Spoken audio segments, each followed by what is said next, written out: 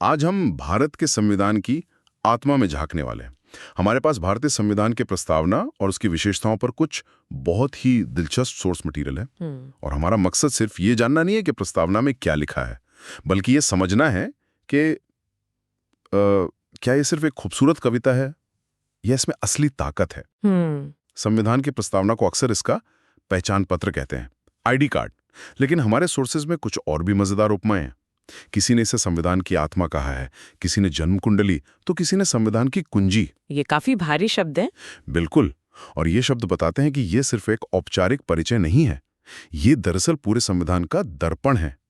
सोचिए, अगर किसी के पास पूरा संविधान समझने का वक्त ना हो तो वो सिर्फ प्रस्तावना पढ़कर उसके सार को, उसके मकसद को और उसके सपनों को समझ सकता है। अच्छा, ये बताती है कि संविधान की शक्ति कहाँ से आती है, भारत कैसा देश बनना चाहता है और अपने नागरिकों को क्या देना चाहता है। हमारे सोर्स मटेरियल में बताया गया है, N.A. पालखीवाला ने इसे परिचय पत्र कहा, ठाकुर भार्गव दास ने इसे संविधान की आत्मा कहा, लेकिन मुझे K.M. मुंशी की बात सबसे अच्छी लगी, हमारे संप्रभु लोकतांत्रिक गणतंत्र की जन्म कुंडली। हाँ, जैसे किसी बच्चे के पैदा होने पर कुंडली बनती है, वैसे ही ये भारत गणराज्य की कुंडली है। और सिर्फ भारतीय ही नहीं, अर्नेस्ट बाकर जैसे ब्रिटिश विचारक भी इससे बहुत प्रभावित थे।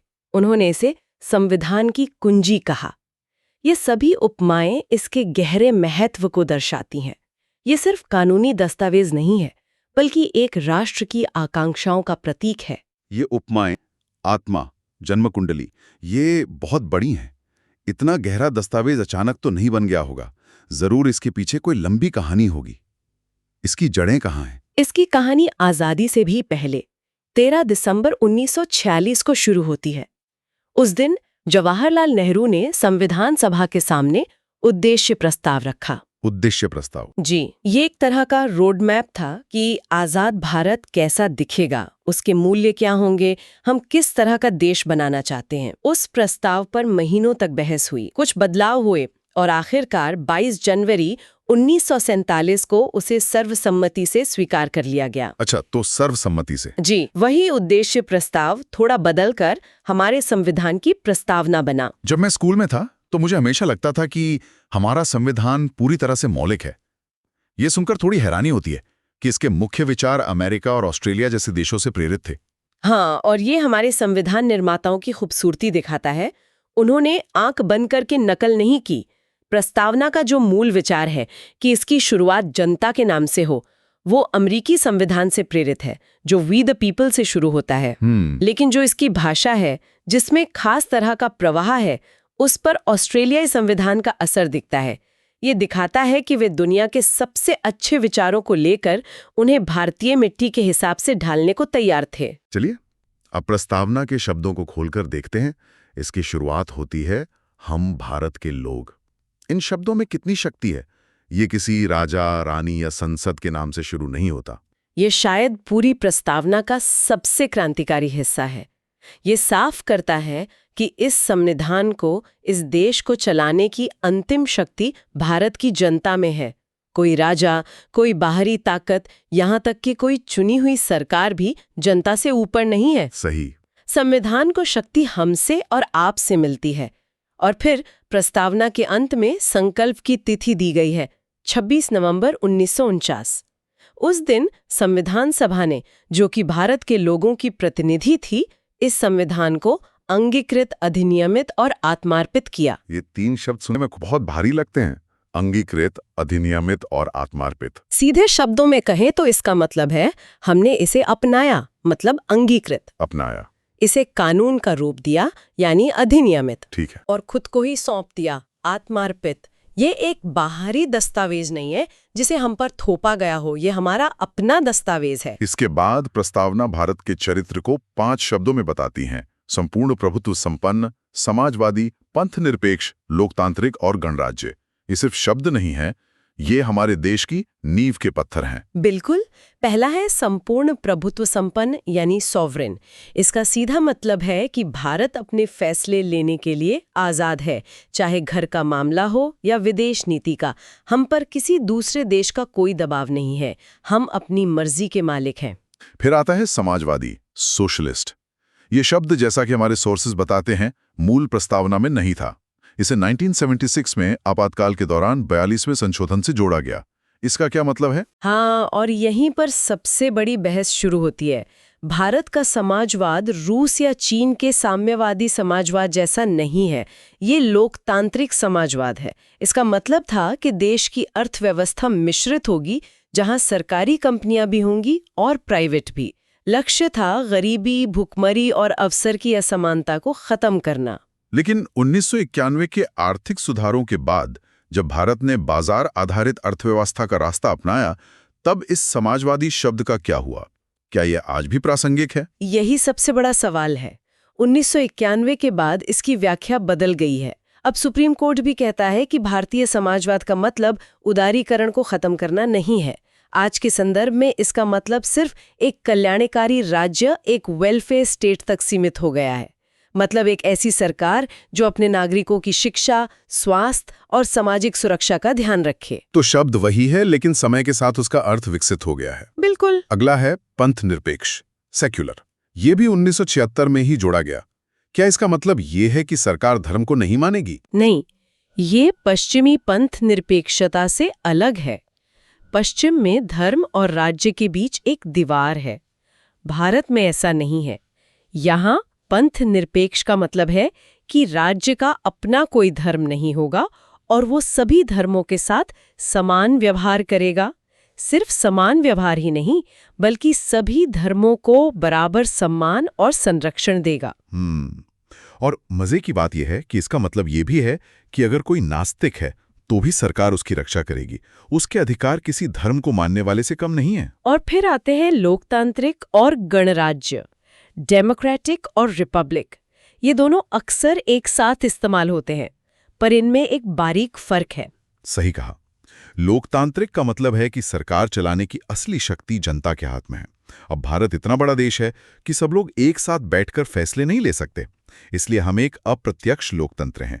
हम अपने प्रतिनिधि यानी सांसद और विधायक चुनते हैं, जो हमारी तरफ से सरकार चलाते हैं। जी, और इसी से हमारी संसदीय शासन प्रणाली भी निकलती है, जहां सरकार अपनी हर नीति के लिए संसद के प्रति और संसद के जरिए जनता के प्रति जवाबदेह होती है। और गणराज्य? गणराज्य का मतलब है कि देश का मुखिया यानी हमारे राष्ट्रपति वंशानुगत नहीं होंगे। वो ब्रिटेन की तरह राजा या रानी नहीं होंगे जो जन्म से उस पद पर हों। हमारे राष्ट्रपति भी भले ही अप्रत्यक्ष रूप से, लेकिन एक निश्चित समय के लिए जनता द्वारा ही चुने जाते हैं। इसीलिए हम 26 जनवरी को गणतंत्र दिवस मनाते हैं। बिल्कुल, क्योंकि उस दिन हमारा संविधान पूरी तरह लागू हुआ और हम एक असली गणराज्य बने। तो ये तो हुआ कि भारत कैसा देश होगा। अब बात करते हैं उस वादे की जो ये देश अपने नागरिकों से करता है: न्याय, स्वतंत्रता, समानता और बंधुत्व। जी, प्रस्तावना 3 तरह के न्याय की बात करती है: सामाजिक, आर्थिक और राजनीतिक। सामाजिक न्याय यानी जाति, धर्म, लिंग के आधार पर भेदभाव का अंत। राजनीतिक न्याय यानी हर नागरिक को वोट देने, चुनाव लड़ने और सरकारी पद पाने का समान अधिकार। और आर्थिक न्याय। आर्थिक न्याय का क्या मतलब है? क्या इसका मतलब है कि सबकी आमदनी बराबर होगी? नहीं, इसका मतलब यह नहीं है। इसका मतलब है कि आय और संपत्ति की असमानता को कम करने की कोशिश की जाएगी। किसी के साथ सिर्फ इसलिए भेदभाव नहीं होगा कि वो अमीर है या गरीब। दिलचस्प बात यह है कि न्याय के इन तीनों आदर्शों की प्रेरणा 1917 की रूसी क्रांति से ली गई थी। और स्वतंत्रता, समानता, बंधुत्व, ये तो सीधे फ्रांसीसी क्रांति के नारे लगते हैं। बिल्कुल वहीं से लिए गए हैं। प्रस्तावना स्वतंत्रता की बात करती है, सोचने की, बोलने की, विश्वास और धर्म की और उपासना की। ये हमारे मौलिक अधिकारों का आधार बनते हैं। फिर आती है समानता, प्रतिष्ठा और अवसर की, यानी कानून के सामने सब बराबर हैं और सबको आगे बढ़ने के समान अवसर मिलेंगे। और आखिर में बंधुत्व यानी भाईचारे की भावना। ये सिर्फ एक भावना नहीं है, इसके 2 लक्ष्य हैं। पहला, व्यक्ति की गरिमा सुनिश्चित करना, और दूसरा, राष्ट्र की एकता और अखंडता को बनाए रखना। ठीक है, प्रस्तावना में बंधुत्व यानी भाईचारे की बात की गई है, लेकिन अगर हम आज का समाज देखें, जहां इतना राजनीतिक और धार्मिक ध्रुवीकरण है, तो क्या ये आदर्श सिर्फ कागज पर ही नहीं रह गया है? ये एक बहुत ही जरूरी सवाल है। संविधान हमें एक आदर्श देता है, एक लक्ष्य देता है, उस लक्ष्य तक पहुंचना समाज और नागरिकों का काम है। बंधुत्व का आदर्श हमें याद दिलाता है कि मतभेदों के बावजूद हम सब एक राष्ट्र हैं, और जब भी ये भावना कमजोर पड़ती है तो देश की एकता को खतरा होता है। प्रस्तावना यहाँ एक दिशा सूचक की तरह काम करती है, जो हमें याद दिलाती है कि हमें किस दिशा में जाना है। ये सब सुनने में बहुत प्रेरणादायक लगता है, लेकिन यहाँ हम उस सवाल पर वापस आते हैं जिससे हमने शुरू किया था। क्या इसकी कोई कानूनी ताकत है? अगर सरकार इनमें से कोई वादा पूरा ना करे तो क्या हम अदालत जा सकते हैं? यहाँ एक बहुत महत्वपूर्ण तकनीकी बात है। प्रस्तावना गैर वाद योग्य है, नॉन जस्टिसेबल। इसका मतलब है कि आप सिर्फ प्रस्तावना के आधार पर अदालत में केस नहीं जीत सकते। ये सरकार को न तो कोई सीधी शक्ति देती है और न ही उसकी शक्ति पर कोई सीधी रोक लगाती है। यह एक मार्गदर्शक सिद्धांत की तरह है। एक मिनट, ये बात मुझे थोड़ी अजीब लगी। अगर इसकी कोई कानूनी ताकत नहीं है तो फिर इस पर इतनी बहस क्यों? और सबसे बड़ा सवाल, क्या इसे बदला जा सकता है? क्योंकि इसे बदला तो गया है 1976 में। आपने बिल्कुल सही नस पकड़ी है, और यहीं से हमारी कहानी का सबसे नाटकीय मोड़ शुरू होता है। दशकों तक यही बहस चलती रही कि क्या प्रस्तावना संविधान का हिस्सा है भी या नहीं। अगर ये हिस्सा है तभी तो इसमें संशोधन हो सकता है। तो इस पर आखिरी फैसला क्या हुआ? यह एक लंबा कानूनी सफर था। 1960 में बेरोबारी मामले में सुप्रीम कोर्ट ने कहा कि प्रस्तावना संविधान का हिस्सा नहीं है। यह बस संविधान बनाने वालों के दिमाग को समझने की एक कुंजी है, इसलिए संसद इसे बदल नहीं सकती। लेकिन कहानी यहाँ खत्म नहीं। बिल्कुल नहीं। 13 साल बाद 1973 में भारतीय न्यायपालिका के इतिहास का सबसे बड़ा और सबसे महत्वपूर्ण मामला आया, केशवानंद भारती वाद। इस मामले में 13 जजों की बेंच बैठी और 7-6 के बहुमत से एक ऐतिहासिक फैसला आया। सुप्रीम कोर्ट ने अपने पुराने फैसले को पलट दिया। 13 साल में ऐसा क्या बदल गया कि सुप्रीम कोर्ट को अपना ही फैसला पलटना पड़ा? इतना बड़ा बदलाव क्यों? ये उस समय की राजनीतिक परिस्थितियों का नतीजा था। सरकार लगातार संविधान में बड़े बड़े संशोधन कर रही थी, और ये सवाल उठ खड़ा हुआ था कि क्या संसद की संशोधन करने की शक्ति असीमित है? क्या वो संविधान के किसी भी हिस्से को बदल सकती हैं, यहाँ तक कि मौलिक अधिकारों को भी छीन सकती हैं? अच्छा। इसी बड़े सवाल का जवाब देते हुए कोर्ट ने कहा, नहीं। कोर्ट ने फैसला दिया कि प्रस्तावना संविधान का एक अभिन्न अंग है, और क्योंकि ये अंग है तो संसद अनुच्छेद 368 के तहत इसमें संशोधन कर सकती है, लेकिन एक शर्त के साथ। हाँ, और यही शर्त भारतीय लोकतंत्र का रक्षा कवच बनी। कोर्ट ने मूल ढांचे का सिद्धांत दिया, बेसिक स्ट्रक्चर डॉक्ट्रिन। उन्होंने कहा कि आप संशोधन तो कर सकते हैं, लेकिन संविधान के मूल ढांचे को नहीं बदल सकते। इसे थोड़ा आसान भाषा में समझाएंगे? इसे ऐसे समझिए, आप एक घर को रेनोवेट कर सकते हैं, दीवारें बदल सकते हैं, नया पेंट कर सकते हैं, लेकिन आप उसकी नींव को नहीं तोड़ सकते। सुप्रीम कोर्ट ने कहा कि प्रस्तावना, मौलिक अधिकार, लोकतंत्र, पंथ निरपेक्षता, ये सब संविधान की वही नींव है। तो इसी फैसले ने 1976 में हुए संशोधन का रास्ता साफ किया। बिल्कुल। केशवानंद भारती मामले के बाद ही ये साफ हुआ कि प्रस्तावना में संशोधन हो सकता है, बशर्ते वो मूल ढांचे को मजबूत करे। इसी के आधार पर समाजवादी, पंथ निरपेक्ष और अखंडता शब्द जोड़े गए। बाद में एसआर बोम्मई और एलआईसी के मामलों में भी सुप्रीम कोर्ट ने बार बार दोहराया कि प्रस्तावना संविधान का अभिन्न अंग है। तो प्रस्तावना सिर्फ एक परिचय नहीं है, ये तो पूरे संविधान की व्याख्या करने का चश्मा बन गई है। ये हमें संविधान की अन्य विशेषताओं से भी जोड़ती है, जैसे भारत का संघीय ढांचा। एकदम सही। प्रस्तावना में राष्ट्र की एकता और अखंडता की बात है।